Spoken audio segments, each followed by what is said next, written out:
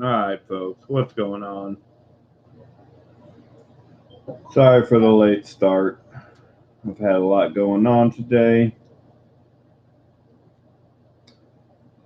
but I did want to get on here and do a little update and chill chat. I know it's too late for most of my subscribers, so sure a few of you guys will show up, but just a chat, nothing spectacular here. Just gonna open up the quarter album and add a few more finds to it and talk about a few other things. Hey, Lady Jack Stacks, what's going on? Brian Wendell, how are you? Majestic Sounds of Coins, glad to see you here because I got some of your quarters that you donated for to add to the album.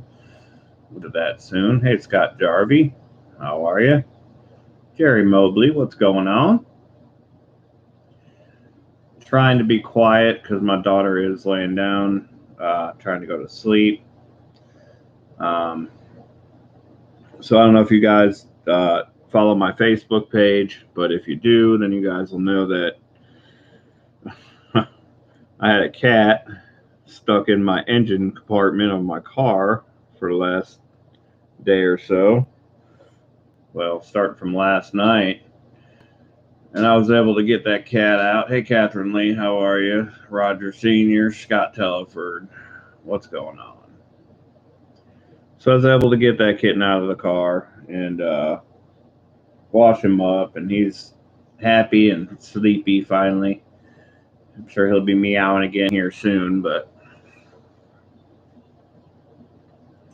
yeah, it was a pretty interesting day. So unfortunately, that kind of took me out of position to do the auction watch party, which also took me out of the position of being able to get my own coin back, I guess, so to speak, from the auction because unfortunately it sold for pennies on the dollar, and I basically got robbed on that one. It only sold for $550.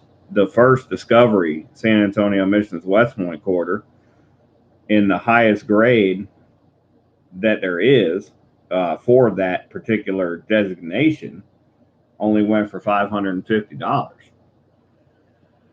I tried to place a bid on it myself, but it wouldn't let me bid on my own coin. So I would have created another account and bid on it separately from a different account and paid the seller's fees and the buyer's fees. But I just didn't have time to do that because I was so wrapped up in getting this cat taken care of and whatnot. But it's okay. I'm not going to cry over spilt milk, so to say. I mean, it's still $550 I didn't have. It's still a quarter, and I still have the accidental early release quarter in my possession, one of the two. So I still got my coin, and I still have a MS-66 first week of discovery that was found in that same box. So I've got my coins, I've got my mementos from the story. Didn't sell for what I wanted it to, but that's okay. No big deal. Yeah, I know, right? Any of you guys could have picked that up, right? I would have picked it up for 550. I'm sure most of you here would have too.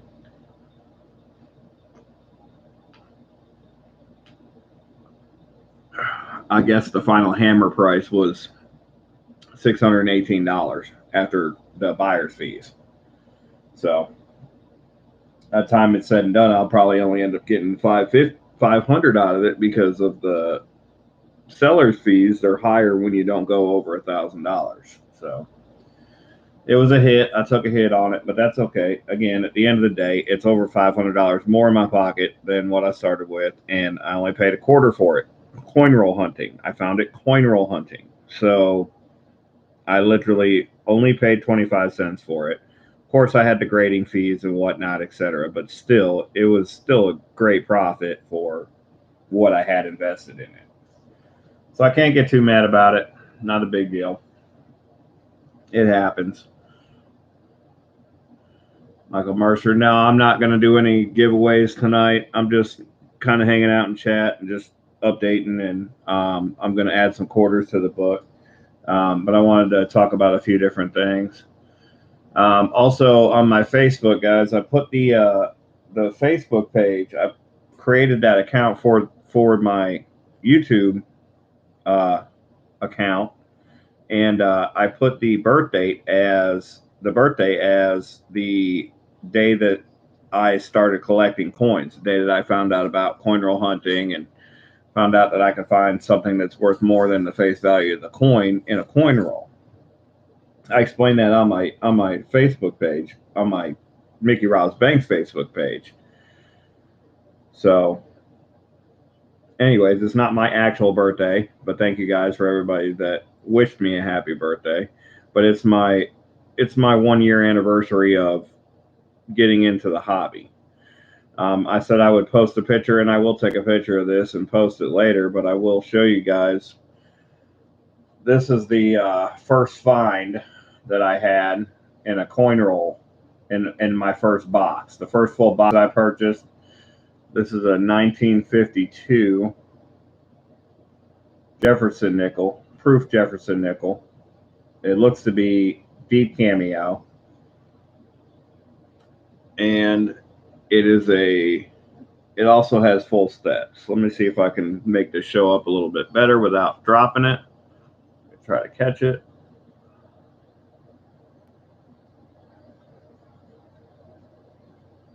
Okay.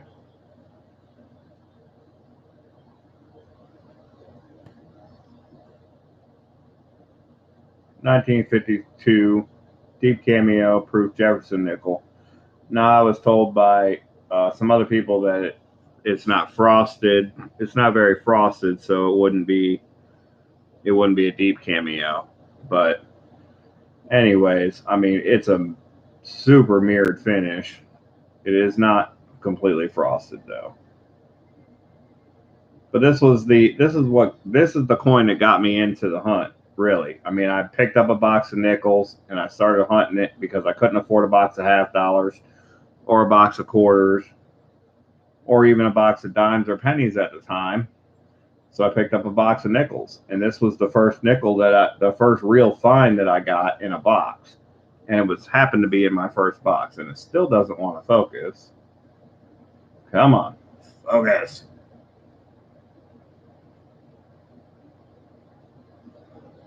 No focus? No. No, it don't want to focus. It focused on the other side.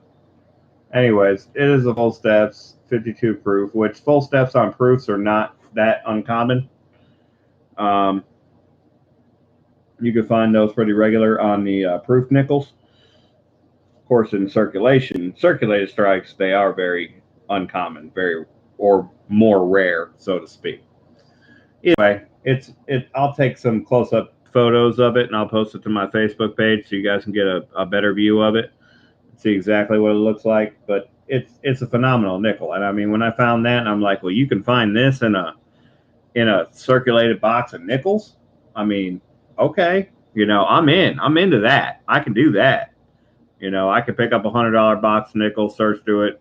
If I could find something like that in a box, then I'm in. So that's basically what got me in. That's what got me involved and got me hunting. And then I also found a war nickel in that box as well. And I think in my second box I found a buffalo nickel. So, it was like bam, bam, bam. Everything happened in a row, and I was really happy with what I was finding, so I kept doing it. So, anyways, that's the story on the birthday for Mickey Rouse Banks for my Facebook page.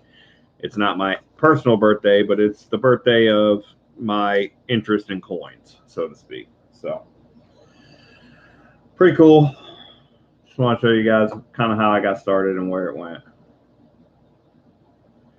Put your finger in front of it and then take it away. Let me try it. We'll give it a shot. We do have some storms coming in, so my internet may be a little slow due to that. Well, we already saw the front. We want to see the reverse.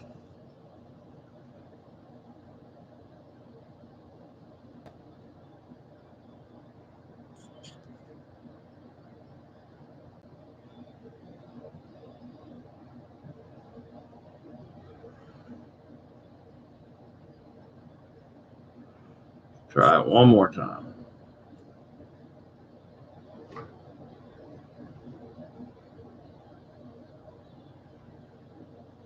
It's a little better.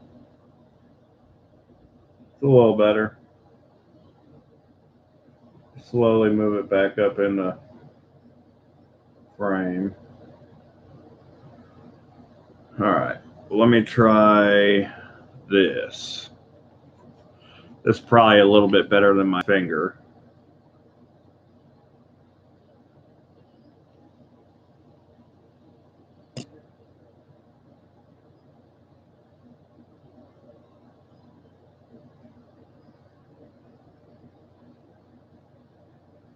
One more time.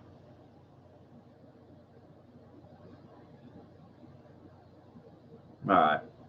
It didn't do bad, but it didn't really do what I wanted it to. That's not so bad. I mean, you can see the mirror on it. I mean, that thing is gleaming. You can see the reflection of the rest of my house through it. So, I mean, there we go. Blinging 1952 proof nickel. Can't go wrong with that. So, anyways, that was like one of the first coins that I found, and I'd not seen a proof yet to that point, obviously, because it was the first box that I hunted. So I was really excited about it. Really got me pumped. Really got me going. So that's what really got me involved. And I realized it right away. Lucky for me, had I not found nothing in the first box, I don't know. I don't know if I'd have kept doing it, but yeah, I'm gonna get it graded Majestic. I'm gonna wait until my membership renews PCGS, and I'm gonna upgrade it so I get some free, get the free graded coins.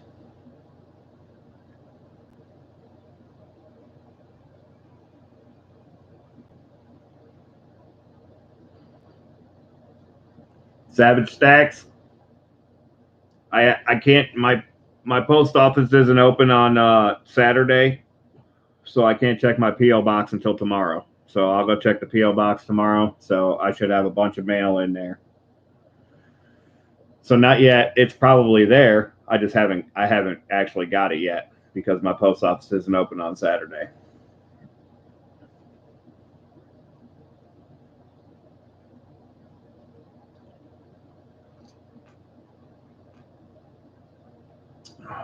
So, anyways, that was that on the Facebook thing. We talked about the auction. Didn't go the way I wanted it to, but still, again, at the end of the day, you never know what's going to happen at an auction. I feel like I could have done much better with it elsewhere, so to speak, but that's okay. Again, it happens. I took the risk. I sent it out, but I still made some money on it. It was more than the quarter that I paid for it. So at the end of the day, I still win. I just didn't win as much as I thought I was going to win, but that's okay. So I'll show you guys, if you guys haven't checked out the Facebook or you haven't seen the Facebook, show you guys a picture.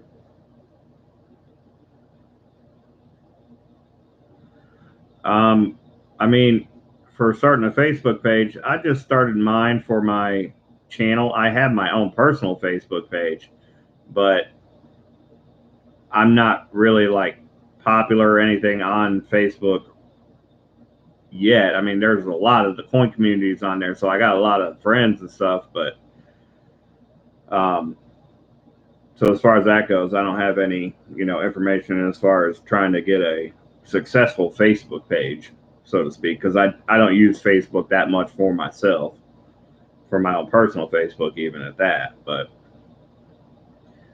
show you guys some of the pictures of this cat, and I thought it was pretty interesting that this cat has the same little dang white patch in his head that I do. This is him all wrapped up, toweled up after I got him cleaned up, got the fleas off of him. But he's got that same white patch on the same side of his head as I do on my head. Thought that was pretty interesting. Anyways, so I named him Malibu after the car that I drive. I drive a Malibu, and I pulled him out of a Malibu, so I thought that was fitting. Didn't know if it was a boy or girl when I pulled him and when I named him, but I still thought it was pretty cool. Hey, Kennedy Taylor, what's going on? Late night chill chat. I want to do the auction watch party. I'm kind of glad I didn't because it didn't go the way I wanted it to, anyways. But also I have an update on the rest of the unsold rolls from that $50 box, and the only find was this. I found another one of those nice high relief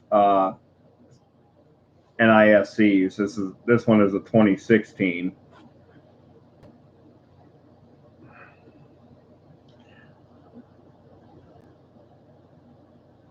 And it's proof like. It's not proof, but it's proof like, and it's a high relief one. It's that real nice. Ooh, and it wants to get damaged. Is what it's trying to do. 2016 P NISC. Very clean though, very nice. What you're seeing on there is just dust and stuff. There's no actual scratches on this thing. It's really clean. So that was all that was in that box. I'm picking up 2 more boxes of $50 tomorrow. Also, right, Catherine Lee. Yeah, it could be a boy or girl name because I wasn't sure what it was going to be at first anyway. So later found out it's a boy, but.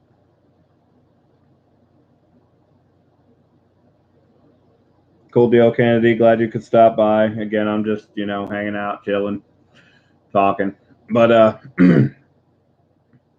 this week I have Friday off this week, which I never have Fridays off. But I have Friday off this week. And then Saturday morning is my daughter's birthday party, so I'll be doing that. But I can't stream Thursday night because I'm working a double on Thursday. So I'll be working late Thursday night. So either I'm going to do a coin roll hunt tomorrow night when I get my $50, or I'm going to do it Friday during the day. And I really don't want to do the Friday during the day, but I don't know if I want to do it tomorrow night either because I have my daughter, and that's not easy for me to do because I have to take care of her, and now I have a kitten to take care of as well. I don't know. So I'm kind of torn on what to do with that. I just know that I cannot stream on Thursday or Wednesday. And even Tuesday, if I wanted to stream Tuesday, which I could, but I have my daughter Tuesday also. So, hey, Mary Love, how are you? Welcome in.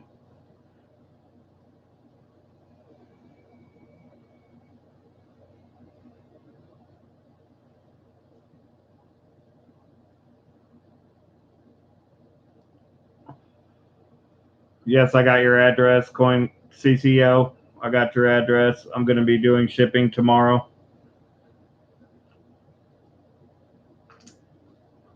I've I've had to go through some changes as far as trying to manage my YouTube channel and my full-time day job, and I'm basically doing it the same way that I do with my full-time day job, and that is when I'm at work on my full-time day job, I just do my full-time day job. When I'm doing my YouTube, I do my YouTube. So my days off, I'm off of my day job, obviously. So those are the days that I can focus on the shipping, the emails, the Facebook, and everything else. So obviously, you guys haven't seen any posts on Facebook until today when I got off of work. So that's kind of how I need to keep it for myself because I can't let one take away from the other because both of them are necessary for me. So that's where I'm at on that. So basically, Thursday through Sunday, I'm a ghost on YouTube because other than being in other people's streams and whatnot, when I have a little bit of time, and then Sunday night through, Wednesday night, Thursday night, if I'm streaming, then that's the time that I'll be on my YouTube channel and dealing with my YouTube stuff. So wasn't sure how I was going to handle both at first, but now I've got a pretty good handle on it. I've got the methods to shut one down, start the other, do what I need to do to keep them both separate because both of them are important and both of them are both they're both very time consuming. So also I have my daughter as well, Monday through Wednesday, so that balance is working itself in as well. And she's getting older, so sooner or later she'll be helping me out. She'll be part of this too. So she'll be good.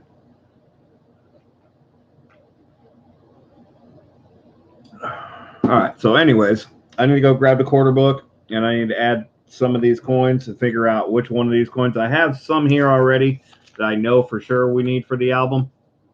And then I have a whole pile of them, as you see, some of them sitting here that I'm not completely sure which ones I need for the album.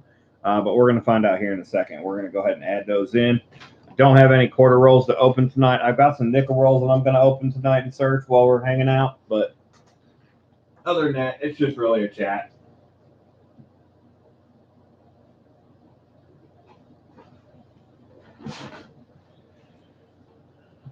I will most likely just open a few of these rolls, see kind of what I see in there, and make a video about it, a coin roll hunting video on it. And that's probably where I'm going to go for that. All right, let's see how I can make this work with being able to see what I got. Slide some of these coins down.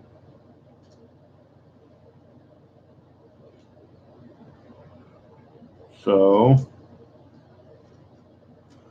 also, I don't think everybody saw this, but I did send some people some photos.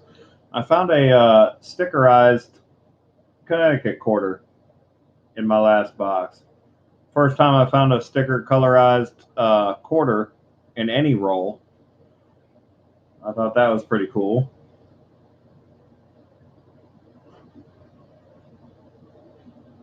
I have not, again, Mary Love, I have not got your package. I cannot check my P.O. box until Monday. They're not open on Saturday. So between my job and my post office, my P.O. box being closed on Saturday, I can't check it until Monday. So I'll be checking the P.O. box tomorrow morning. I'm sure I'll have a bunch of packages in there. I'm sure everything that everybody sent will be there. Yeah, I'm sure it's there, Mary Love. They're not open on Saturday, but I'm sure it'll be there.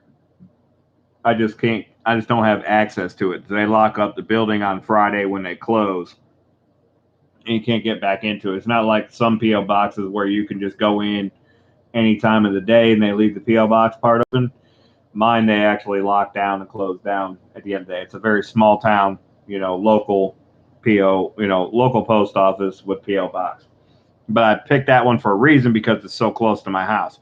I can actually get off of work and get to the post office to ship and check the PO box by the time they close at 5 o'clock. If I were to go to the main post office, which I could get to my PO box 6 days a week, I wouldn't be able to necessarily make it there to be able to do my shipping and check my PO box throughout the week like I can at the local one because it's a block from my house. So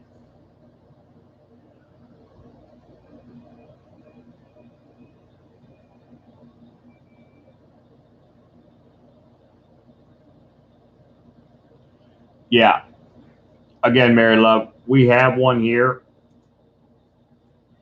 that is open 24/7, but I purposely chose the one closer to my house because I wanted to be able to make it there before 5 on my regular work days, and that's not an easy task most days. Also, in the last quarter box that I hunted, I found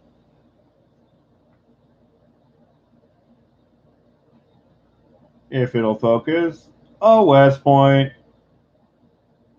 It's just a circulated Lowell, but it's a West Point. I hadn't found one in like 2 boxes, but I got one on the last one, so can't get mad about that. We'll take that for sure. Focus. Get my finger out the way, but I don't want to drop it.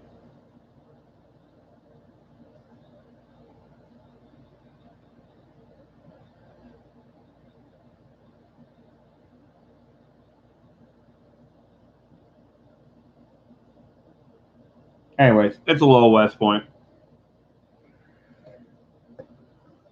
which I do need. I don't have that many of those.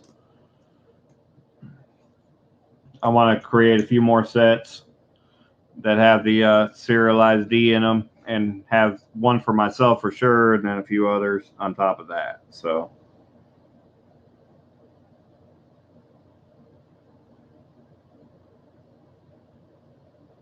keep searching, guys. You're gonna find one sooner or later. Just they're in regular circulated boxes right now. You could find any of the first four designs.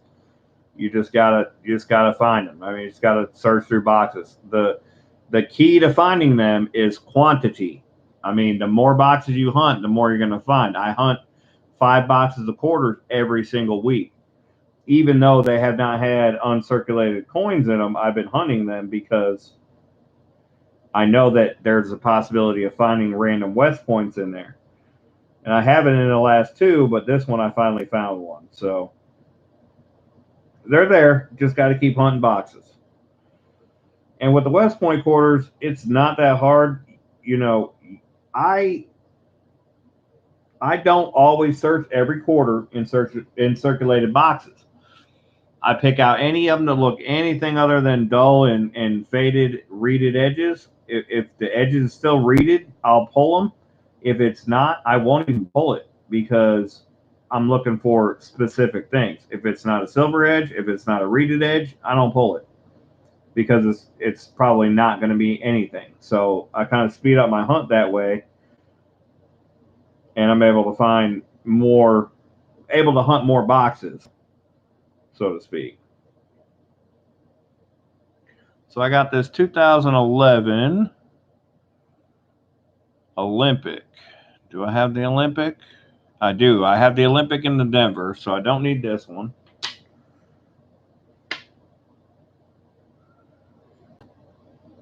And I've got the 2010 Grand Canyon.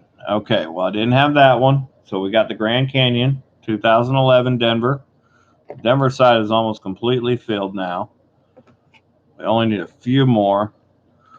And I think that I have one of the other 2010s. So the Grand Canyon is filled. I have the Mount Hood right here, and it's the Denver. So that's going to finish out 2010, Mount Hood, Denver. So that's done. Now all we need for the Denver side is the Glacier, and I'm pretty sure I have that in this hunt as well, or in these finds as well, from my last quarter box hunt. I went to my bank last week to pick up my quarters like I normally do, and I pick them up from different banks throughout the week. But when I went on the day that I pick up quarters from this particular bank, they did not have any quarters. They were gone. Somebody else already got all the boxes, so they couldn't give me a box. But I was able to still get $300 worth of quarters. So I took them, and then I went to a different branch and I got another box, and somebody had just turned in some quarters, so I got some customer wrapped rolls. Sometimes I get lucky on customer wrapped rolls. This time I didn't get so lucky, but I did get some finds, so can't complain about that. I'll take it. All right, and yes, we do have the 2011 Glacier. Very nice condition. Plenty of luster. So 2011, 2010, 2011, 2012, that completes the Denver side of this book. The Denver side is now complete all the way up into the new release. The new release is November 4th now, so start looking now. I've already got in my orders. You guys should be getting your orders in now for the quarters, because the Idaho coin is going to be released on November 4th. So you don't have very long left. Get your orders in now. That way you make sure you get some boxes when the release is coming out. What's going on, JW? JW Ray. Big Mill, what's going on? Coin hunting couple, how are you?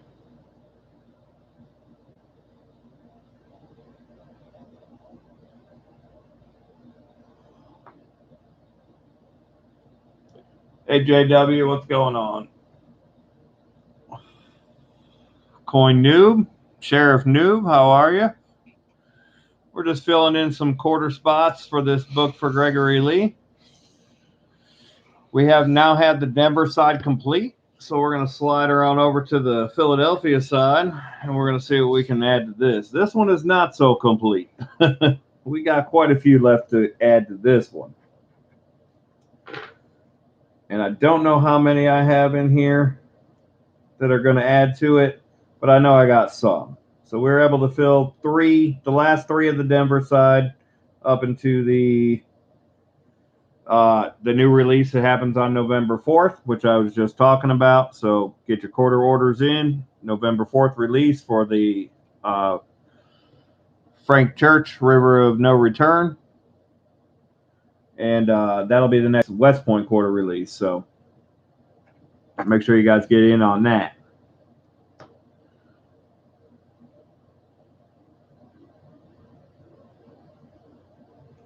All right, Anfree, I will. I have my own book already filled, all the way to date, just like this one, except for the Idaho. And then also on this book, we had some people donate some West Points, and I went ahead and donated one of my own. So we have the one I donated on my own. I said if I got two people to donate, I would donate my one of my San Antonio West Points. So we got a San Antonio West Point because there's 4 extra slots in each side of the book. So I put in my San Antonio, and I also committed to put in one of the River of No Return West Points as soon as I find one.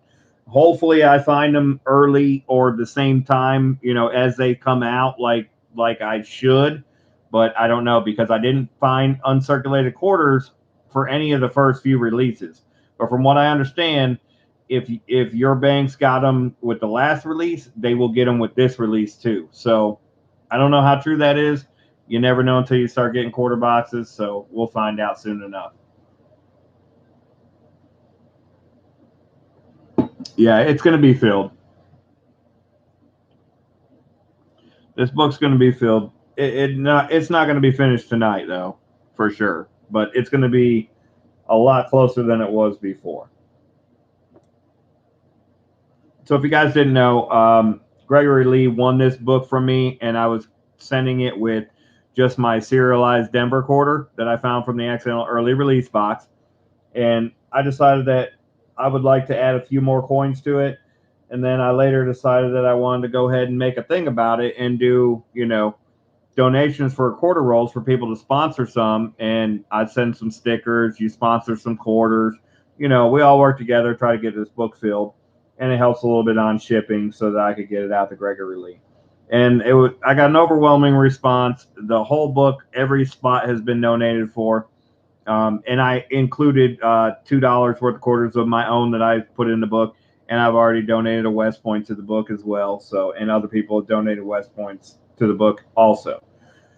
So it's been pretty cool. I'm glad to see the community come together as always, as it always does. So no surprise there, but very cool to see. Glad I was able to host the community gathering to get this book filled for Gregory Lee. So we got a White Mountain 2013. Let's see if we need that one. And it's Philadelphia. Yes, we do. Boom. So we need the White Mountain. That spot is now filled. So we're starting to fill the Philadelphia side.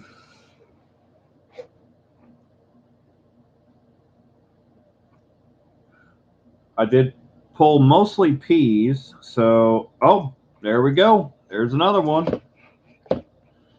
2 pulled, 2 filled. We got the, I don't know if we're going to see it here on the camera. Let's turn sideways. We'll get it filled. All right. So we got the Kasichi. I think that's how you say it. Not quite sure. But the Louisiana Kasichi 2015, that's filled. And now we're looking at a Mount Rushmore 2013. I'm pretty sure we need that. Yep, we do. All right, Coin Hunting Couple, thanks for coming in. Good to see you here. I know it's late. I started late. I've had an eventful day. Check out my Facebook page if you guys want to know why I've had an eventful day.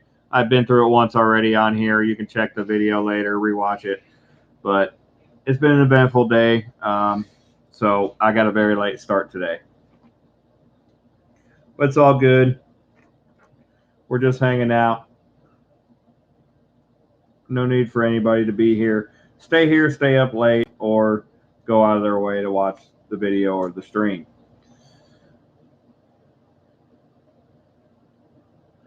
All right, next up we got a George Rogers Clark 2017 Philadelphia. I don't know if I need it.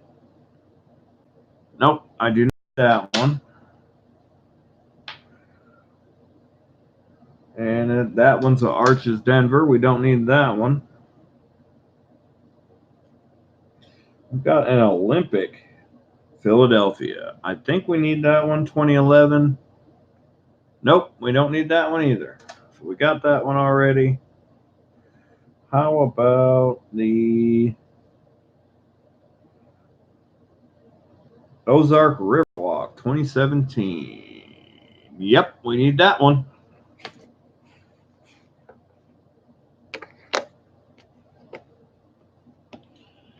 So that's 1, 2, 3, 4, 5, 6. I think we need one more to finish out the ones that Majestic Sound of Coins donated for. And then we'll move into the rest of the book that was donated for by Kennedy Taylor. This was the Gettysburg Denver. We don't need that. We already have the whole Denver side filled.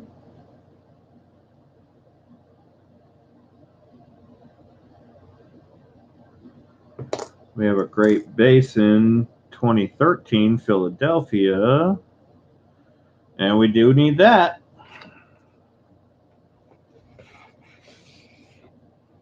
So we're filling this book in pretty much record time, to be honest with you. I mean, it took me months and months and months to fill my own book, for sure.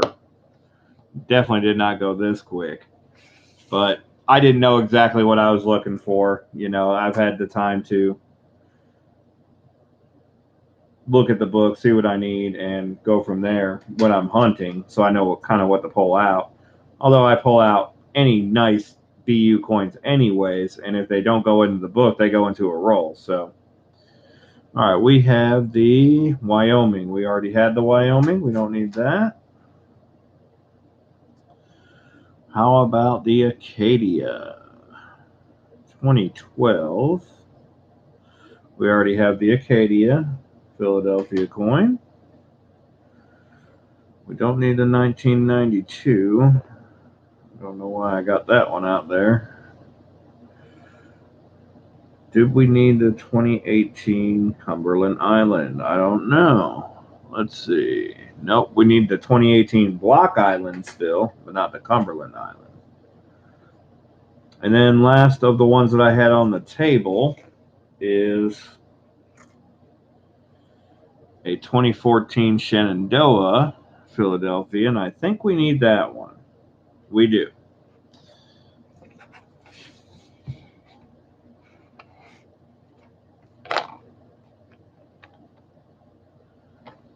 So we finished that. That was a pretty good run right there. Well, let's see what I got in the bag. So that should finish off Majestic Sounds of Coins for their donation. As I said, promised I would fill them live for anybody that donates.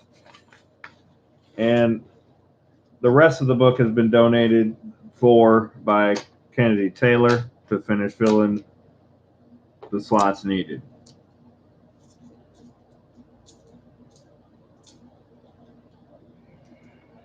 I filled how I started and got into quarters really was filling a state quarter book with my daughter.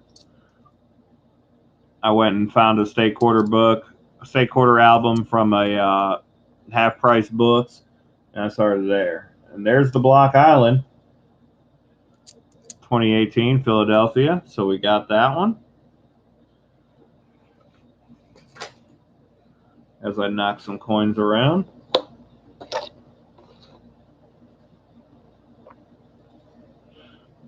So that one's filled. And these aren't, I'm not just pulling any date, mint mark, or year. I'm only pulling ones that are in good condition and great condition, really. AU, BU, or better. That's what I'm looking for. That's what I've searched the rolls for. If the edge doesn't look clean and the face doesn't look clean, I don't pull them. So we've already got the Shenandoah. Did we get the Glacier? We already got the Glacier Denver. Effigy Mouse 2017. We need that one right here.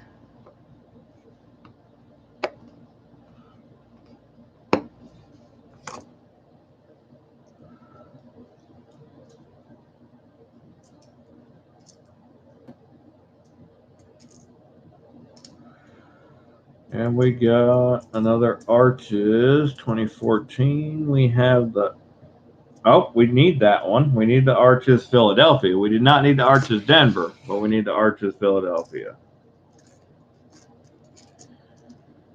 And I keep knocking all my coin stacks over.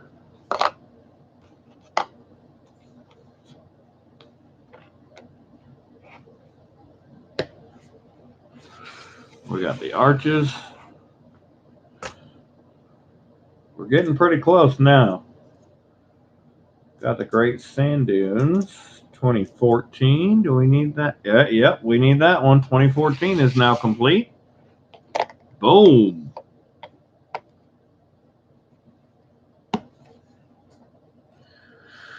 So now we still need a Saratoga, which I think might be in this last few coins that I have.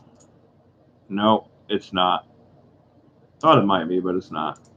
And we have the South Dakota 2013, which we just found a minute ago. Then I have the Cumberland Gap 2016, which I'm pretty sure I needed that. Yep, I needed that as well.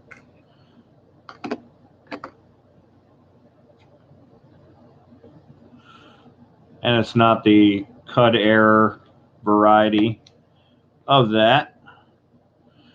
So that's the quarters that I have to add to the album. We still need a Hot Springs Philadelphia 2010. We need a Grand Canyon Philadelphia 2010. We need a Glacier Philadelphia Mint Mark 2011 and a Vicksburg 2011.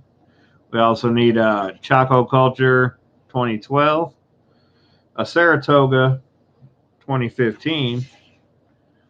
We need the Suwannee National Forest 2016, Theodore Roosevelt 2016, Fort Moultrie, South Carolina. I could have sworn I've seen some of those lately. And I thought I had both of them.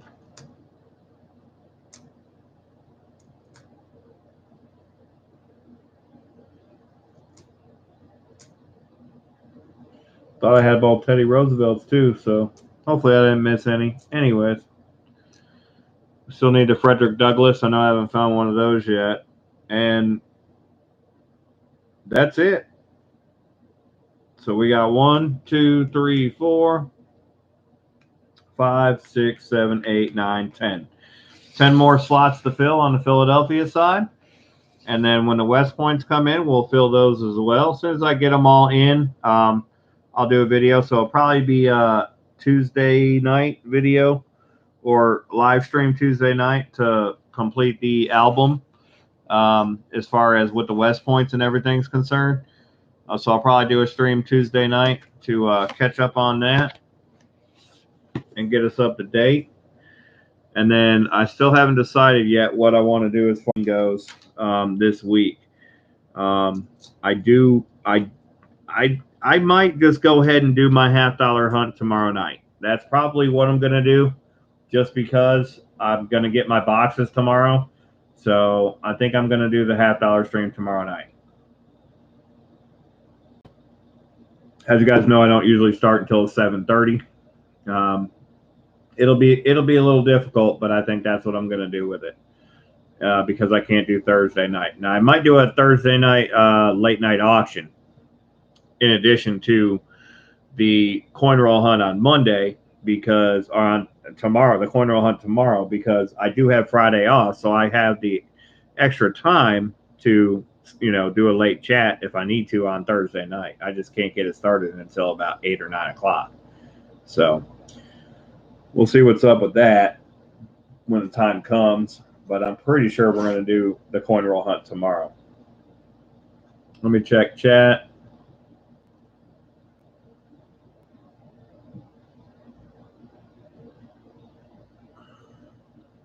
Yeah, thank you. Bit of chat. Again, it's my coin collecting birthday. It's not my personal birthday, but I appreciate it.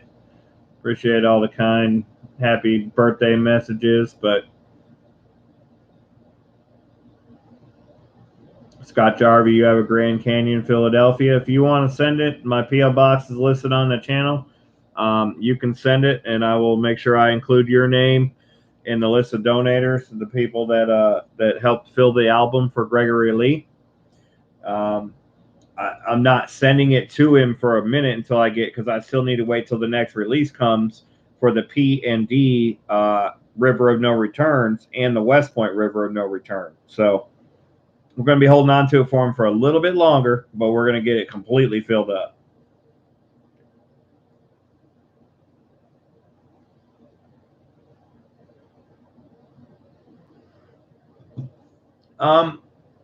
Not so much, Savage. I mean, it's like about the same amount as a PO box or it is a PO box. It's about the same amount as a small safety deposit box. About $50 a year for a small PO box, and it doesn't matter how small it is unless you're getting a lot of magazines and such. Because if it's packages, then they just put it into a locker, and they put the key in your PO box, and you just go pick it up out of a bigger locker unit. So it's no big deal. Don't see any suspect edges. I'm going to hunt some nickels while I hang out and chat with you guys, if that's cool with y'all. If y'all need to go ahead. Again, there's nothing special, nothing to see here. We're just hanging out. I just wanted to catch up with you guys. I did want to stream tonight. I wanted to stream earlier and do the auction watch party, but again, life happens, so it's all good. I need to hunt these coins anyways, and I'll probably make a video on the rest of this box because it's a nice circulated Wells Fargo box, and all my Wells Fargo boxes have been nice. And here we go. We got a 1939. Could it be a Denver? Oh, as I spill half the coins in a roll. All right, let me fix those. We got 1939 Denver nickel. Let's see what it is. This is my typical Wells Fargo box. I find 39s. I find some 38s as well. Never know what they're going to be. Usually they're not Denvers. This one is not a Denver. It's a Philadelphia. Most of the time they're 39 Philadelphias, but not a bad find for the first roll of the box, if I do say so myself.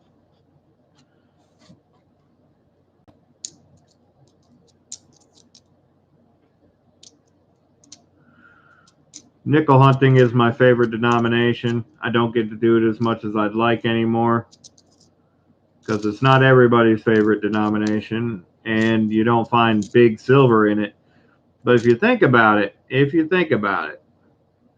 the value of a silver war nickel is around $1 in silver melt. Around $1, not always. Just depends on melt value, the price of silver at the time.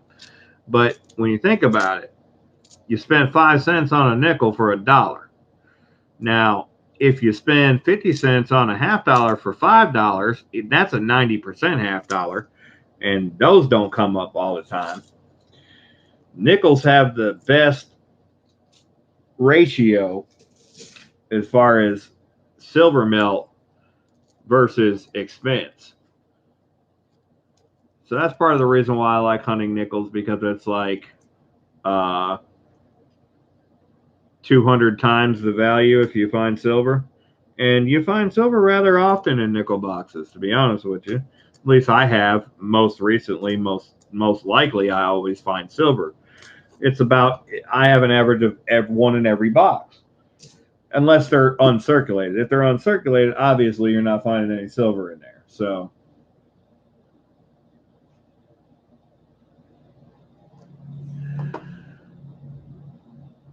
let me catch up on chat.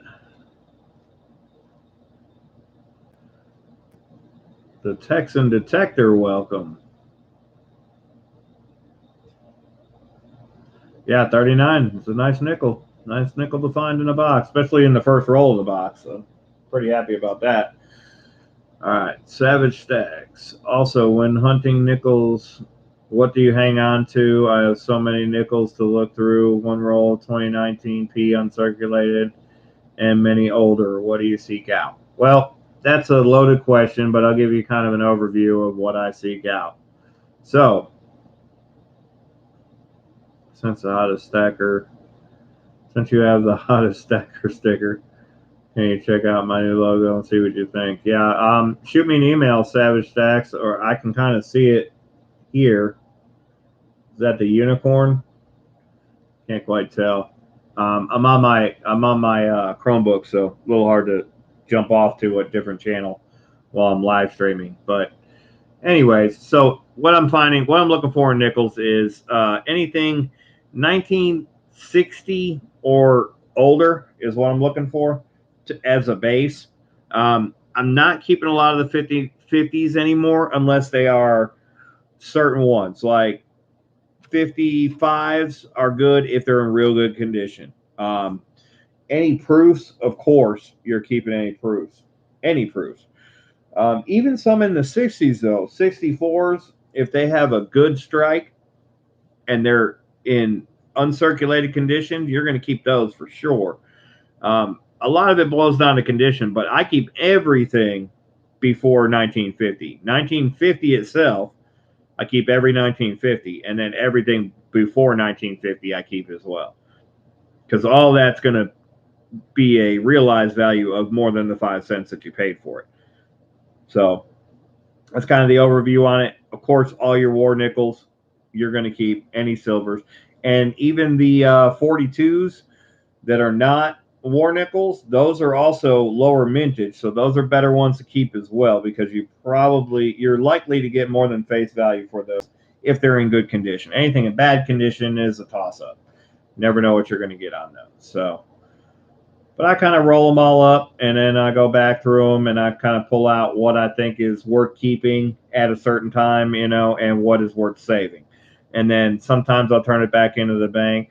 Sometimes I'll try to sell it somewhere, but most of the time it's worth keeping. Now, on your 2019s, so your uncirculated coins, any uncirculated roll that you find, I made $800 on nickels this year on the 2019 Ds, selling them full boxes when I found them. They started coming to my area very early, and I was able to sell them out to people that are searching out for the errors and that want to sell the 2019 P&D sets.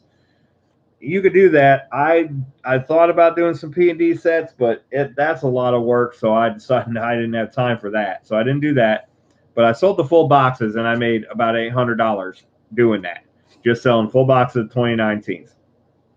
I have one box that I sold that I ended up losing money on because they claimed they never got it. And they didn't fight it through eBay.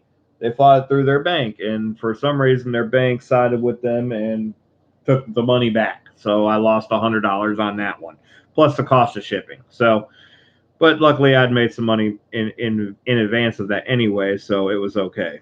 But it's good to hold the rolls, but you need to hold them for a few years. You're not going to hold it for, 5 for 4 or 5 years and be able to get anything more than face value out of it. You're going to hold it for 10 years or so. Hold it for 10 years. After 10 years, you can start selling. So if you start holding full rolls of brand new uncirculated nickel starting, in 2019, in 2029, you start selling the 2019s. And if you keep holding them, then every year you'll have a new batch of uncirculated nickel rolls that you can sell. And typically they sell for double face, at least, if not 3 times face, 10 years down the road.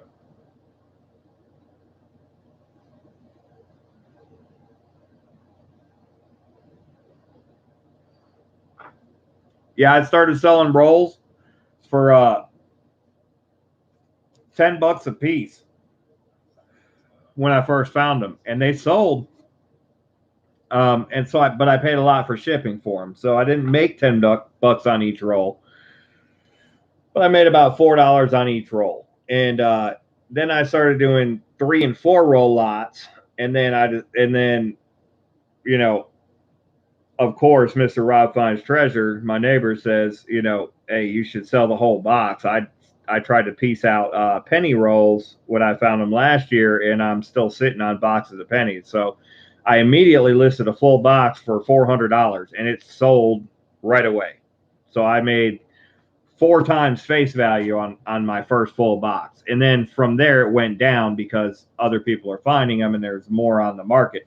But I was one of the first people to get a full box of uncirculated 2019 nickels on eBay. And because of that, I was able to capitalize and make $400 on that box. So, of course, I had to ship it in a large or medium sized flat rate box. So that was $25. And then the eBay seller fees. I only made, so I really only made 200 or so on the box, but it was still a good deal. I mean, I can't go wrong with that.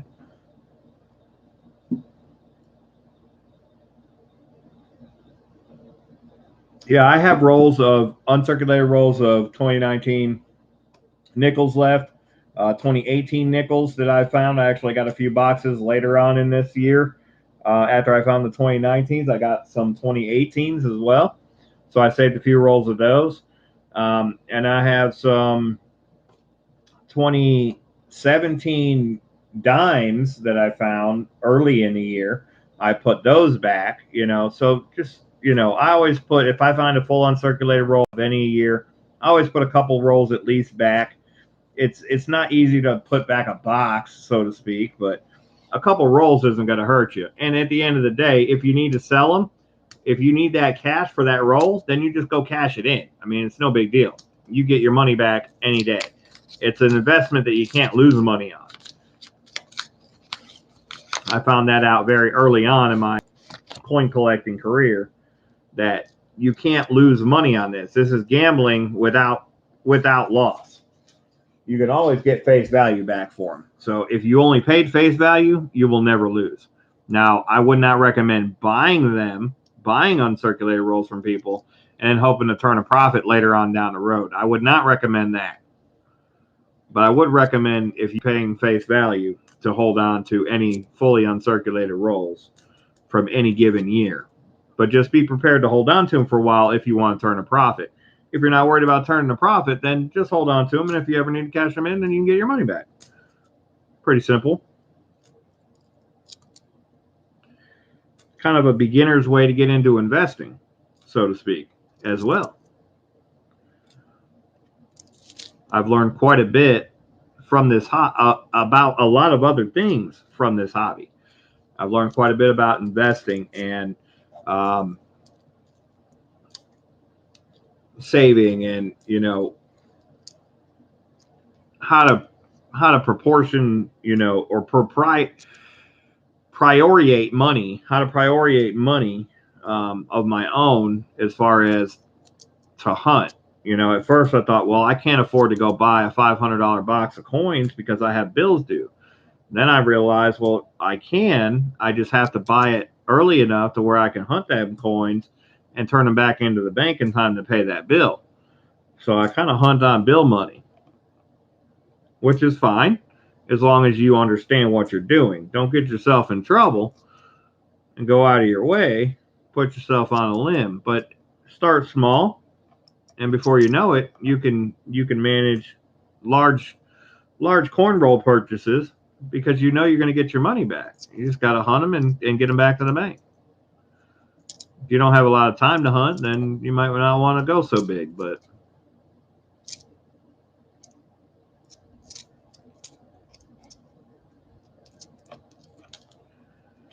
1965 quarters for double, but I can't sell my 83 or 82s. I don't know about, I heard something about the 83s from Blue Ridge. He was selling them for double face, and I'd saved a bunch of 83s. I ended up cashing them all into the bank because I had looked on eBay and I could not find anybody selling them for anything more than like 35 cents, 10 cents plus a piece. So at 10 cents over face, the shipping cost really is not really worth doing it. So to me, if you're retired and you have all the time in the world, sure, go ahead and sell every coin you can at anything above face. But if you can't cover the shipping and the packaging and everything else, then don't waste your time. Go after bigger fish. So I don't save the 83s anymore unless they're in great condition. If they're in great condition, I save them. Now, I don't know if I'll sell them, when I can sell them, or how I could sell them yet. But if the need arises and I have them here, at least I'll be able to capitalize on them when the need arises, when people start looking for them again.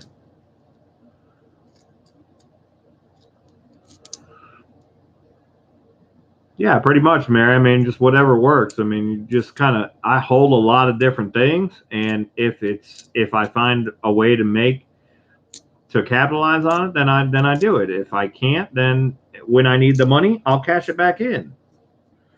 Because at the end of the day, I just spent a little bit of my time sticking it back in the face value of the coin. So there's those storms. I just heard the thunder rolling in. They're coming in now. I don't know how bad they're going to be tonight, but we got a cold front moving through the North Texas area.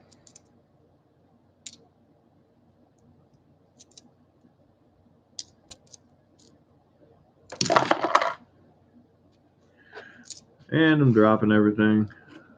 Well, those ones are in there. They can stay in there. That's okay.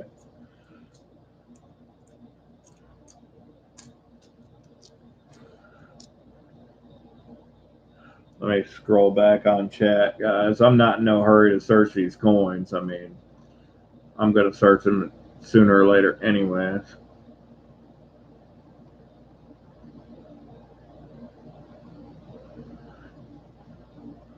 Yeah, you definitely want to search at the beginning of the year, Savage. The first boxes go for the most, and then it goes on from there. And really, that information right there, I can translate that to the West Point series as well. Look at the first Discovery West Point that I just sold that only sold for $550. Well, it's the fourth release of the box. I mean, of the year. So, everybody's kind of burned on them. It's just kind of everybody's already got the first three, and now that there's another release, they're like, man, there's another release, and then now there's another release. You want to be the first one to find the first. You don't want to be the first one to find the last, because that doesn't always add up.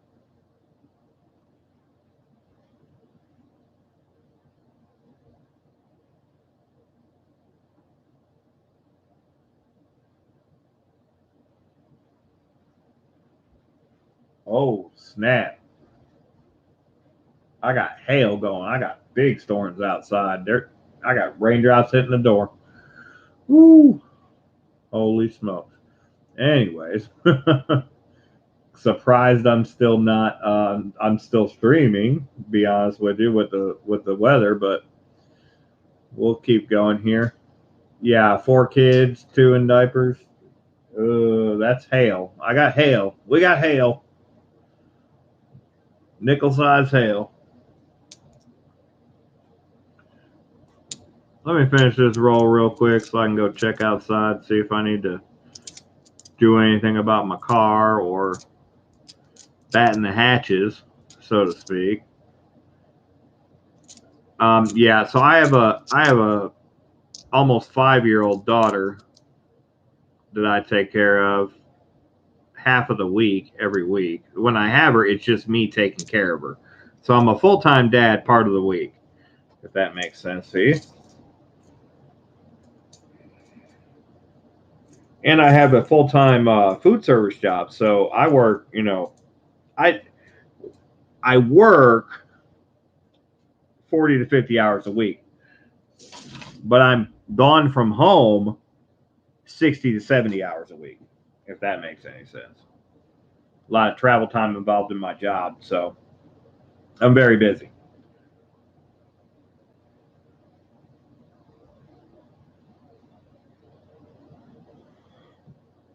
And it's probably 70 hours at max. And that's only during the peak times of the year. And because I manage a food truck, that's when it's nice outside. So fall and spring are the busiest times of my season. So that's when I'm away from home that many hours. It's not every week that happens. It's just during the busiest times of the year. That's how long I'm away from home. I'll be right back. Let me go check the actual outdoor weather to make sure I don't need to do anything different here.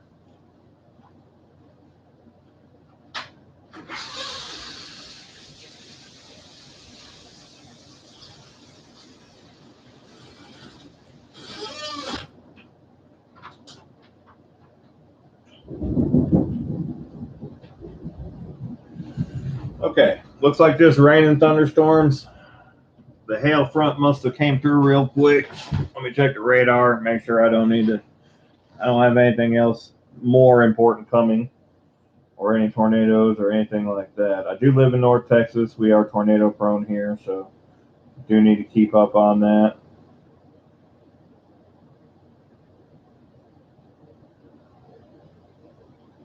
Tornado rips through Dallas area. Okay, yeah, I probably need to look at that. Give me just a second, guys. Wow.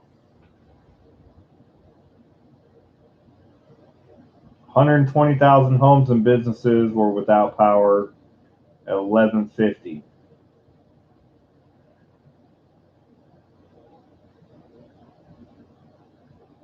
Let me get the Weather Channel app up, make sure that's not headed this direction. We would get tornado warnings on our phones and etc. So,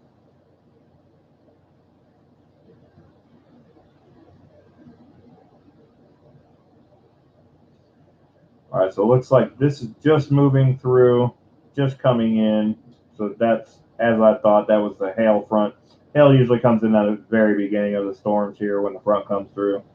Then after that, it's just heavy thunderstorms and rain. So what happened in Dallas was some of the pre-front storms always sucks moisture up from the south before it blows it back in from the north here. I've only been here about 5 years, but you kind of learn the weather tendencies after you've been here that long. So seems like I'm okay. There's no tornado warnings currently, no hail warnings. So I think we're all right.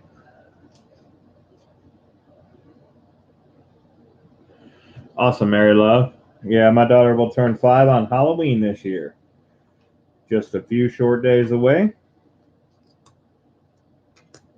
She's super happy about having this uh, new engine compartment find in my car, aka the cat.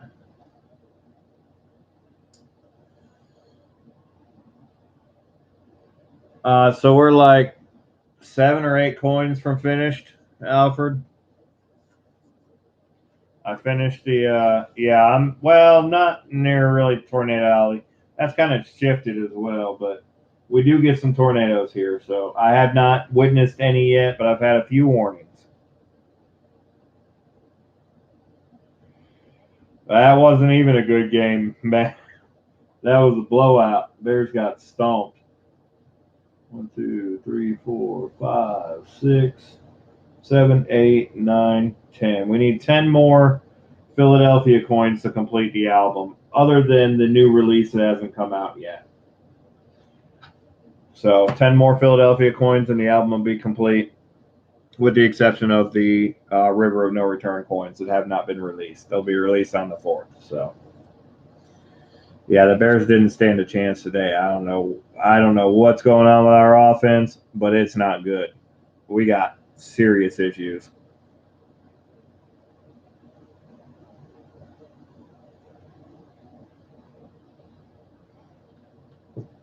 But thanks for coming in, Matt83. I got to use the restroom. I'll be right back.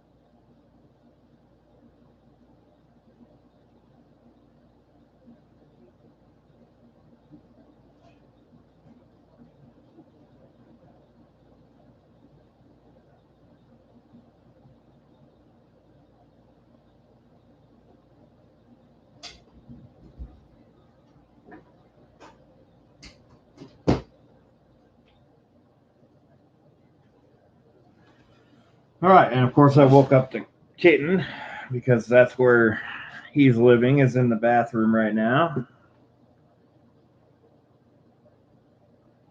But that cat needs to sleep. Been up for at least 24 hours. What's going on, Cameron? How are you?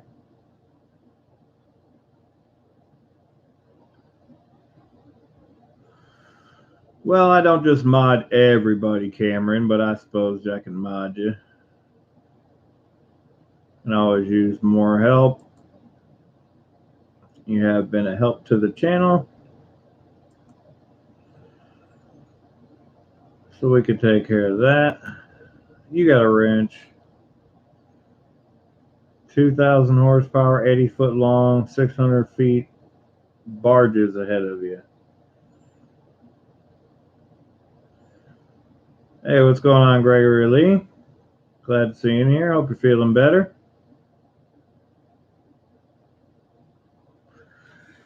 So, anyways, I'm just hunting nickels. We've been through the quarter book, Gregory Lee. You weren't here, I don't believe. So, I'll give you a show right quick. And we have the Denver side complete all the way to the new release of the River of No Return that will happen on November 4th of this year. So that's the only thing we need for the Denver side to date. The Philadelphia side, we have 10 more coins to go. Just 10 more coins to go. So we're almost there. And then we do already have the one West Point that I think you saw myself put in for you, the San Antonio West Point. But we already have donations for the other 3. So you're going to have the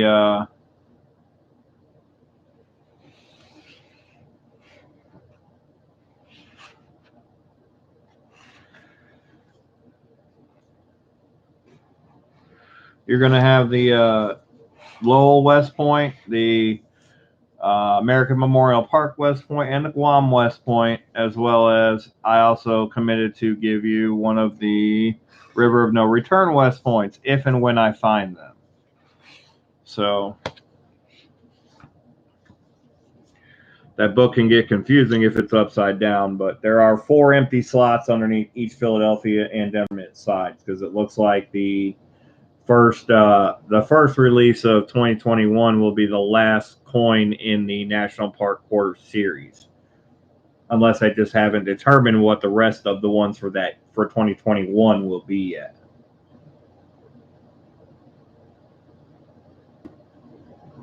Yeah, very full book. A lot of generous people in the community have helped me get the book filled.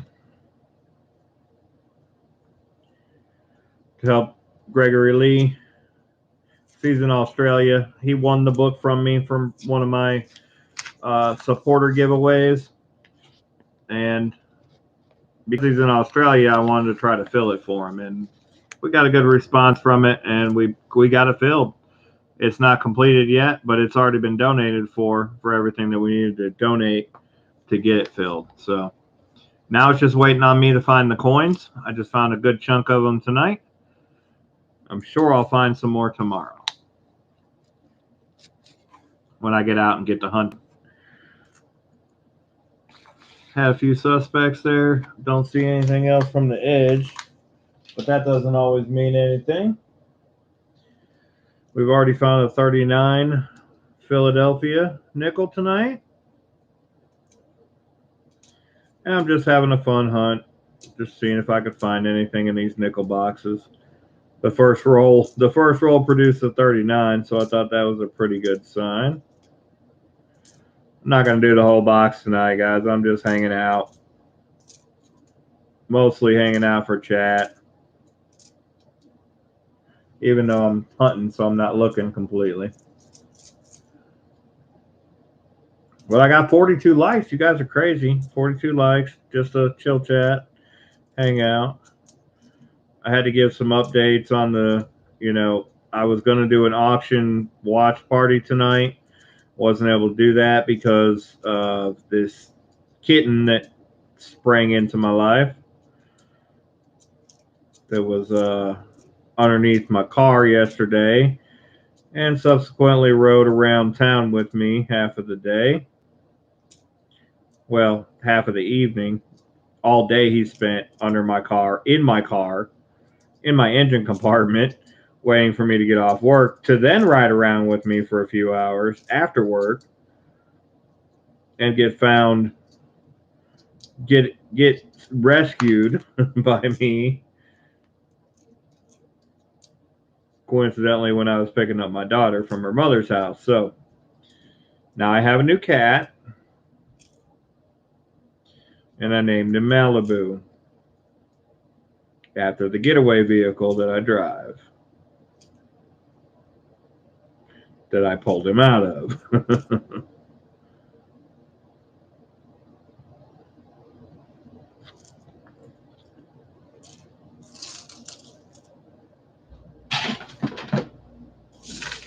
Oh.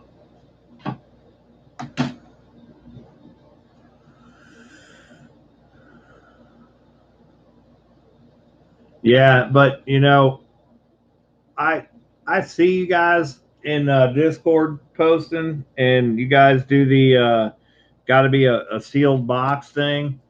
I open up my boxes as soon as I get them from the bank here because a lot of times that's exactly what I get is those 2018, 2019 uncirculated boxes of nickels.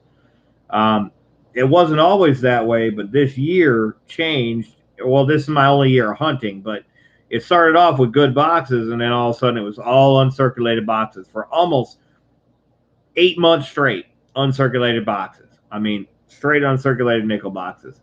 I had to go and seek out NF String and Sons or Chase type boxes because all the Wells Fargo boxes that I got were always uncirculated. So I couldn't find any nickels to hunt. So I opened my boxes as of late just to check to make sure that they're not uncirculated, because if they're uncirculated, I go ahead and give them right back because I don't have time to search an uncirculated box. Because you got to look at if I'm going to search one, I'm going to look at every coin in the box, and I've searched a couple. I haven't found any errors or varieties or anything like that. But that's a job right there. I'd rather just search circulated. So I always open them up, make sure they're circulated. If they're not circulated, I turn them right back in and get my money back and go to a different bank and hope that I can find circulated nickels. So I always open up my pennies, my nickels, and my dimes because I get uncirculated pennies, nickels, and dimes more often than I get circulated this year so far. So when I first started hunting, it wasn't that way, but lately it's been that way.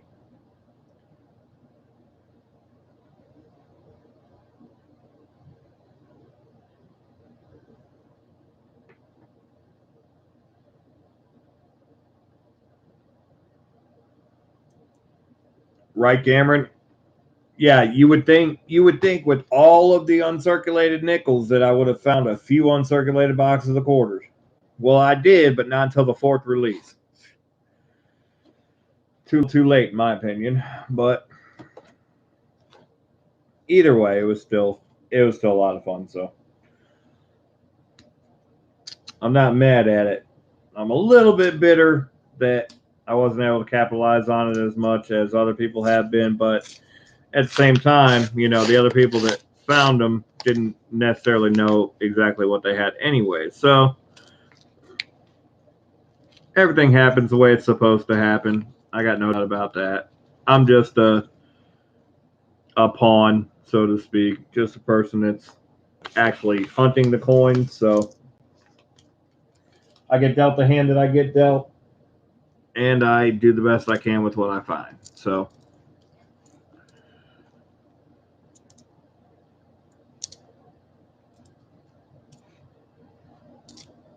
to me, that's the universe telling me that this is my hobby, and I need to keep it as a fun hobby and not make it a job because I enjoy this, and I would rather it be that way. To be honest with you, I don't want it to become a job because I enjoy it. I really do. If this was all I did and I quit my day job and I just hunted coins, then I wouldn't be able to enjoy it. I really wouldn't. I know that for sure. I wouldn't be able to enjoy it. So I get a few bones here and there, and I'm grateful for that.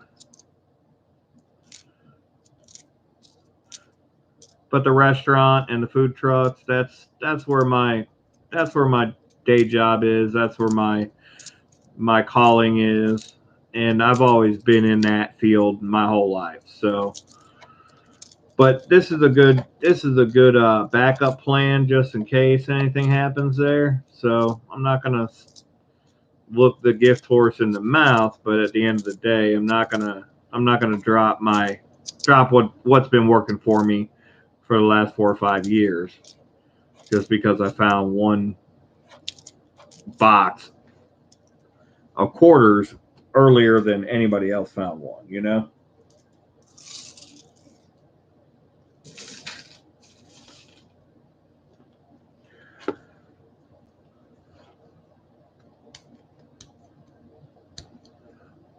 Texas barbecue, smoked meats, smoked brisket, pulled pork, uh, St. Louis style smoked pork ribs, smoked sausage. We're opening up a restaurant that's going to have a small grocery in it as well. And we're going to be offering our whole meats. So you can buy whole briskets, whole, pulled pork by the pound, all of that stuff. And we're going to be able, because it's a restaurant, we'll be able to do our signature items. We have a couple of sandwiches and stuff that I created 3 of them, and they're amazing, but there's no time to do them on a food truck Because on the food truck, when the weather's good, you got to be able to process as many people as possible in as little time as possible. So that doesn't leave time for handcrafted sandwiches, unfortunately. So we had to do away with those on the food truck, but we'll be able to offer them at the restaurant because you can either A, if you're in a hurry, you can get your food and go, or you can B, sit down and wait for your food to get cooked. That's your choice in a restaurant. On a food truck, you're coming in for lunch, you might not have time to wait for a 12 minutes for a sandwich to get handcrafted. So it's a good thing. It's a little bit different. It's 1956 Philadelphia. It's got a scratch in it, so I'm most likely not keeping that. So that's going to go into a separate file. It's only the second find of the box, unfortunately.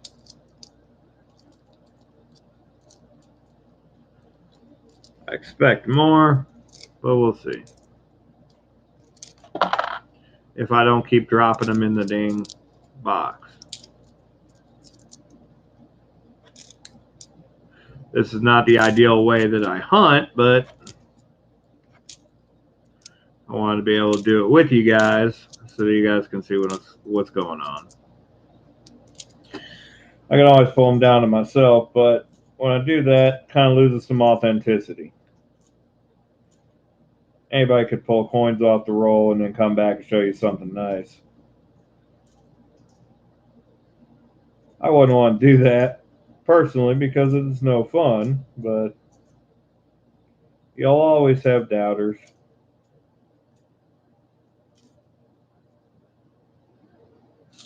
All right, nothing else in that roll. Well, dump box is pretty much packed.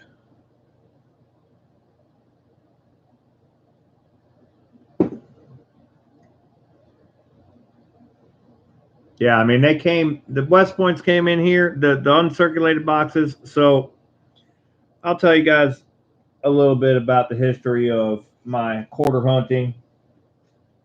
So I hunted half dollars to start with. Well, I started with nickels because I didn't have the money for half dollars. After about 15, 20 boxes of nickels, I had enough nickels that I pulled aside 50s, 60s, stuff I wasn't sure about, that I was able to cash all them in, and I had like 440 bucks. So I was like, okay, well, I can take that and add 60 bucks to it, and I can get a box of half dollars. So I ordered my first box of half dollars. And my first box of half dollars, I found nothing. So I cashed it all back in, got my $500 back. I ordered another box. Now, I wasn't ordering in advance, so this was taking me about every 2 weeks. I was getting a box of half dollars, and I was still getting a box of nickels every week and hunting that. But I didn't order the half dollars early enough to get them every single week. So by the third box, I think I found my first silver half dollar. And it was a 90 percenter. It was a 1964. I found my first 90 percenter, and I was like, okay, well, that's $5 extra, on top of the box, so 450 extra. I'm like, okay, well, that could add up quick. So then I started saying, I want to order a box every week, you know, from here forward. So they started doing that for me. They started actually the first 2 months. I didn't have to order a box. They just automatically got them in because it was right around Christmas time. And I guess apparently they order half dollars. A lot of banks order half dollars, depending upon your region. Order half dollars around Christmas time because people want to buy a couple rolls because of whatever reason they use them in as gifts in Christmas cards or whatnot. So I didn't know this, but at least it's a thing in Texas. I don't know about anywhere else. So I was able to pick up boxes without ordering them every single week for about 2 months. And then I started ordering them every week. And I didn't order one. I said I need 2 boxes, every week. Every week I go in, I order 2 boxes. I pick up one on Friday, one on Monday, and turn them back in and do the same thing the following week. Well, I didn't find much until New Year's Eve. And that's when I made my first channel content, New Year's Eve. So New Year's Eve is like my channel anniversary, so to speak, because that's the date of my first video, was New Year's Eve. Or it might not have came out till New Year's Day, to be honest with you. It's New Year's Day of this year. So still less than a year since I've been doing any videos or any streaming or anything like that. So anyways, I found 67 silvers, 57 silvers, and 43 of them were 90%, I think. I have to go back and look, but I think I found 57 silvers and 42 of them or 43 of them were 90%. It was ridiculous. There was way more 90s than 40s in that box. And it had Benjamin Franklin enders that I could see through the holes in the box. And that's funny because I ordered them from a Wells Fargo, and Wells Fargo gets Loomis rolls. Well, that box was in a String and Son box with the holes in it, obviously. So that's when I created my first video, because I never had a want to create a video when I barely find any silver in a box to begin with. So that's what got it started.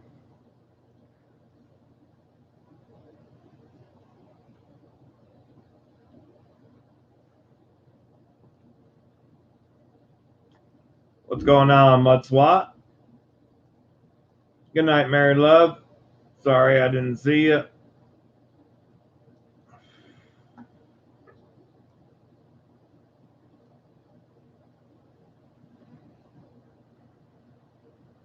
Mike Wolf here.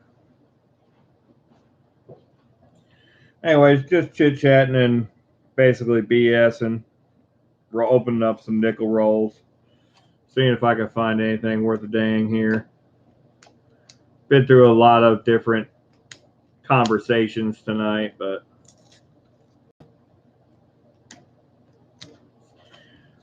anyway, so back to the story. That's trying to get to how I got on with the quarters, and the West Point quarters specifically.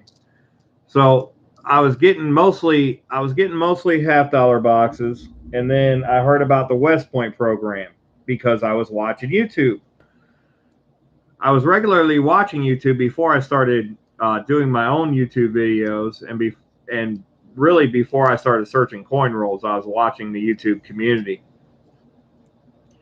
and seeing what was going on with other people, just because I wasn't sure if it was real or fake or what was going on. I really didn't know. I was trying to figure it out for myself. It was 1947, third actual find.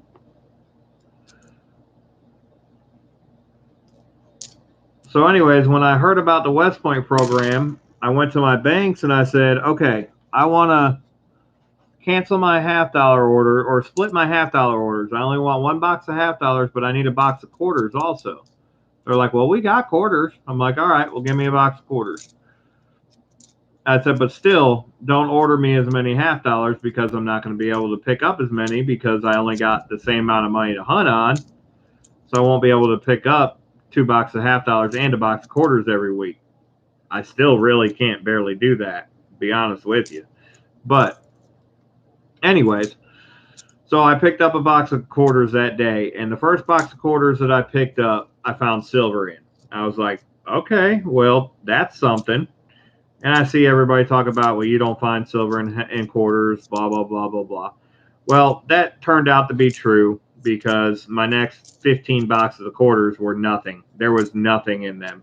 And when I say nothing, I mean nothing. Not a proof, not an estimate, nothing. Nothing in the quarter boxes. And then finally, I got about a week in or so, and I got a box of Lowell quarters. I was like, okay, here we go. Got some Lowell quarters. These could have the West Point. Well, it was still too early though, because it was a box of pre-West Point release Lowell quarters. I opened up the entire box. There was not a single West Point in it. It was all Denver Lowell quarters, except for the very few circulated quarters that were in the box, because for some reason here, You will never find a completely uncirculated box of quarters. Never. Even a nickel box or something that's uncirculated might have a circulated coin in it here. I don't know why that is, but that is a thing for sure here. So I got that box. I thought it was going to be something. From that point forward, for the entire West Point series, I did not find another box that had more than 4 or 5 uncirculated 2019 coins in it. I mean, months of nothing, nothing. No West Points, no silvers, no nothing. But I didn't give up. I kept hunting. I said, they're going to come sooner or later. They're going to come. I just kept telling myself, you got to keep hunting. I was only hunting a box or two a week, though, at that time.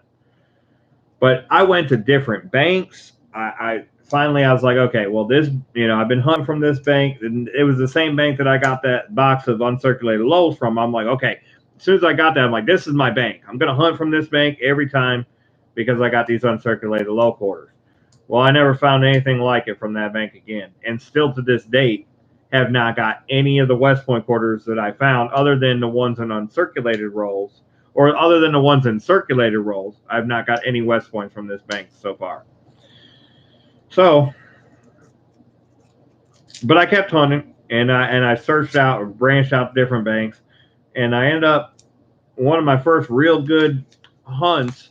Actually, the first good hunt that I found is I was working on my food truck, and I opened up the cash register, and I went to go open up a roll of quarters to dump in the coin tray, and I realized these are all Guams. They're all 2019 Guam designs. I was like, oh, let me check all these, So I checked them all to see if there were any West Points, and there wasn't. It was all just Denver minted Guam quarters. But I went, I had the wherewithal to go back to the warehouse, and I asked my boss, I'm like, hey, do you got any more quarter rolls? He's like, yeah, I got one more roll here in the bank bag. I'm like, can I get it? And he's like, well, we need it for the food truck. I'm like, I'll bring it back. I'll bring you back a roll. I'm just going to take it home, search it, see if I can find anything. So I took it home, and boom, I found my first Guam West Point. That was the first West Point that I found in an uncirculated roll. The first uncirculated roll I had found. And still only the second uncirculated roll I had seen, but the first uncirculated roll that had a West Point in it. So after that, I was like, okay, well, I tried to chase it down, went to a few other banks, and I found I didn't find any more uncirculated rolls for a while, but I did happen to be at a bank that somebody from a vending machine company had just turned in like $600 worth of coin, and over $300, exactly $360 worth of it was quarters. So I was like, let me get those. So I found another West Point and a silver in those circulated quarters that were turned in by the vending machine company. So that's when I found my first few West Points. So we're talking not that long ago, not that long before the San Antonios came out. That's when I found my first real West Points. This one was an Ender, 1955. I did see it, but it's kind of mudded up. Anyway, so that's when I got those first few West Points. So I continued that same trend to branch out to different banks and do different things, not getting the same box quarters from the same old bank every single week, and just hoping for something to change. I was actively seeking something different, and lo and behold, I was able to find that something different. It happened to be an accident how I found the San Antonios, as I explained in the video. I'm sure you guys have seen. But I went to another one of my banks to pick up $50, and they didn't order them, or they ordered them. Somebody picked them up before I got there. They hunted them and they returned them in the same wrappers. Now, that's karma, because I used to do that when I first started hunting. I used to open up a roll, pull the halves out, search them, stick them back in the roll, and turn them back in that way. That's karma for you, right? So I ended up getting somebody else that started and did it the same way. I ended up getting their dump box. And they didn't order my $half because they had those search quarters in their inventory. So because that happened, I said, well, you know what? I haven't got quarter rolls from this bank before, so let me go try to get some quarter rolls. So first I thought that, and I asked them, I said, well, can I get a box of quarters? And I've said this before, but the bank that I use to get those, they don't keep full boxes of coin necessarily in the main branch. You got to go to the drive-through bank to get them because that's where most of their coins go out of. So I went over there and I picked up a box of quarters, and the rest is history on that. But I wouldn't have found them had I not been just steady hunting. I mean, hunting and trying different places, trying different banks, trying to find different things, different results from the quarter boxes that I was getting. So, point is, don't give up. Even if you're not finding anything, it could happen tomorrow. Like, just keep getting boxes. As long as you're getting boxes, you got a chance. You can find it. Hey, Mia, what's going on? Happy birthday. Early birthday, by the way.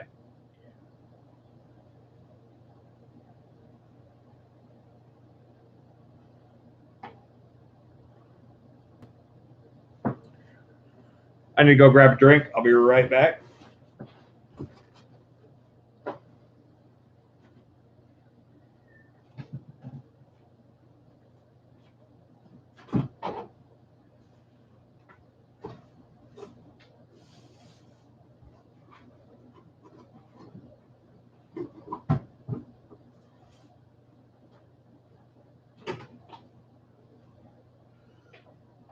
So, Mia, I need to talk to you anyway.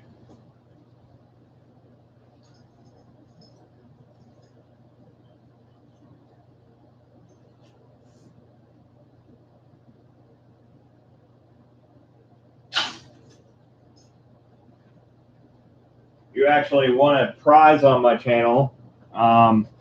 You had left before you won it, but I did not get an email from you claiming it. So I need you to shoot me an email to claim it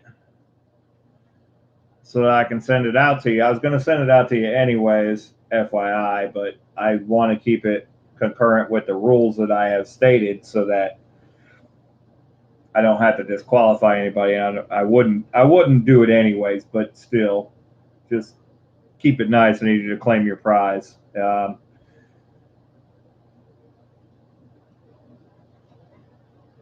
It was on last Sunday night's chill chat, actually. So go back and watch that and see what you want, and shoot me an email and claim that so I can send it out to you. Yeah, you, Mia's coins won. So rewatch the very end of last week's Sunday night chill chat, and you'll see what you won. It's nothing major, but you won something. But I need you to shoot me an email to claim it so I can ship it out to you. I'm doing shipping tomorrow. I haven't been able to do shipping before then anyway, so it's no big deal. I was going to ship it to you anyways, but I would like to get the confirmation email so that way keep everything on the up and up.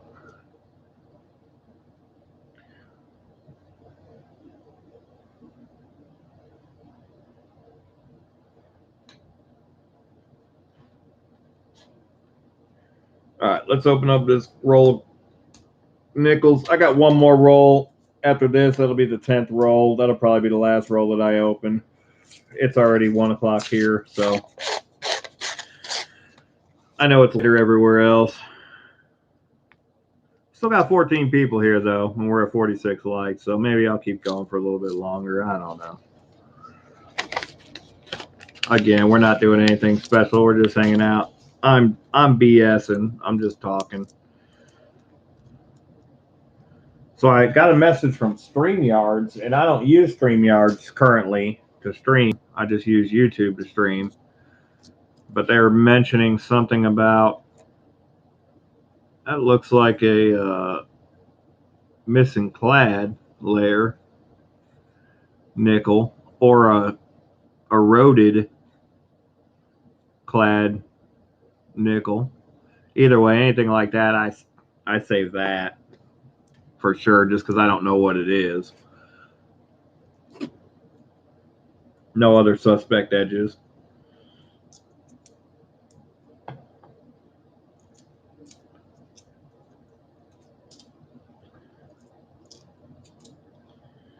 $64D.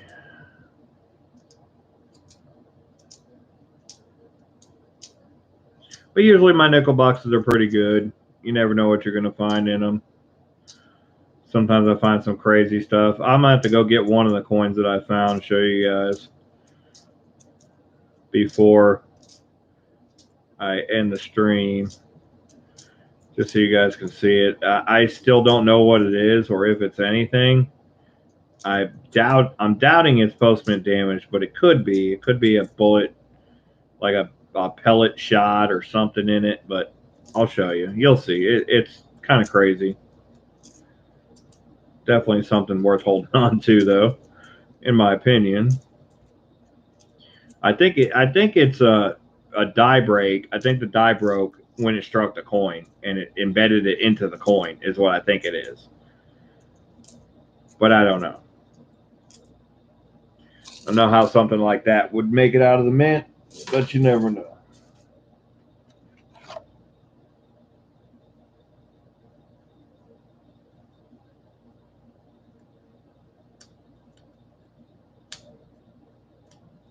Yeah, I'm waiting to see that war nickel too. I still got 40 more rolls to find that. I'll do a video on the rest of this box, so that way whatever I found, you guys will get a chance to see it. But I can't stay up all night hunting it. But I might do a few more rolls. We'll see. Well, that's different. Sometimes I flip these 2018 Denvers. I always flip them because there's a rotated die error on the 2018 D. I've never seen one firsthand, but I know that it exists, so always good to flip those to see. But sometimes they trick me because you can't really tell what center is on the face. But when you flip it a few times, it kind of shows itself.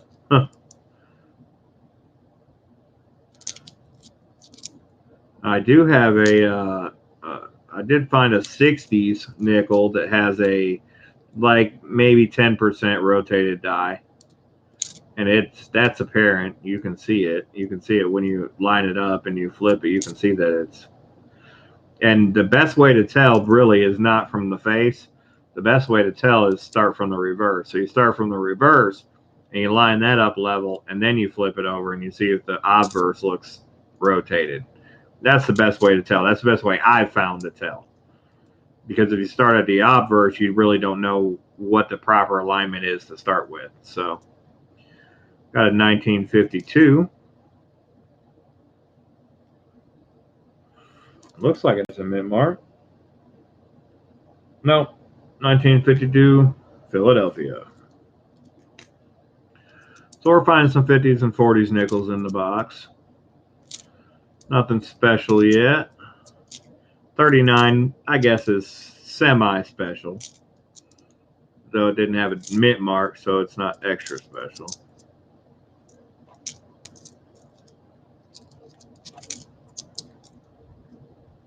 If you find any 64s that are in really good shape that have all the steps, that's definitely a find. So you always want to look at your 64s. There's a 1942. Not a war nickel, unfortunately, but we're getting close. That's pretty close. That one doesn't have a mint mark at all. It's 42 Philadelphia. The 42Ds are a little bit lower mintage than the Philadelphia or the war nickels themselves.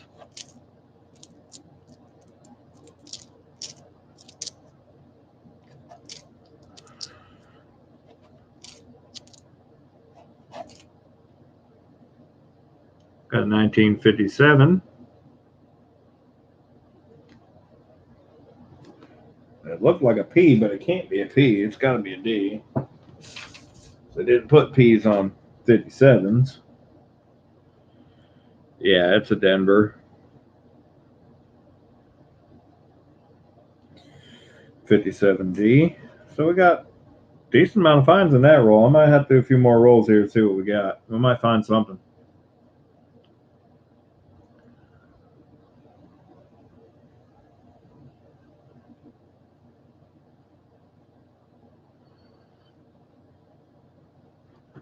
Yeah, I've just learned from watching YouTube and doing my own research.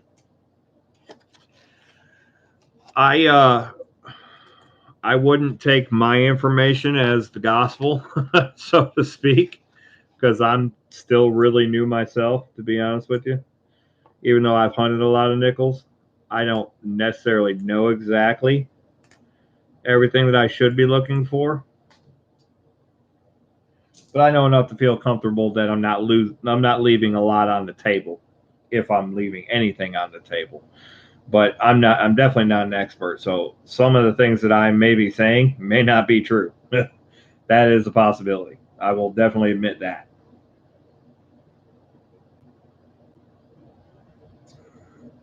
But I have been hunting nickels a long time and I have done a lot of research on it and I do have a pretty good understanding, though not a perfect understanding of what exactly to be looking for. So um, I'll tell you the way that I found out was by, searching basically on YouTube what to look for in nickels. And you'll find videos from people that have done videos specifically on what they look for in nickels. So that's a good start. Another good avenue of where to start with nickels is looking at auction reports as well. Now those are kind of skewed. You got to understand the quality of the nickels that they're finding. If they find say, for instance, a 53 uh, proof nickel that sold for $10,000. Well, if you found one, it might not be anywhere near $10,000. That's going to be all according to the grade. So keep that in mind. Though it's still not a bad idea to pull that out. So it's still good idea to get an understanding of what you need to be pulling out of the nickel rolls when you find stuff. You know, dateless buffalo nickels, et cetera, et cetera. A lot of the stuff you're going to find in nickel rolls, a lot of it. In fact, 90% of it, what you're going to find is going to be worth very little over face value, though still more than the face value of nickel. Anytime you find silver, obviously you're hitting a big win in a nickel format because you're getting $1 worth of melt for 5 cents. So that's always a good win, regardless. And any good condition buffalo nickels with dates, that's a good win too. But most of what you're going to find in these are worth very little over face value, if anything at all. If anything at all.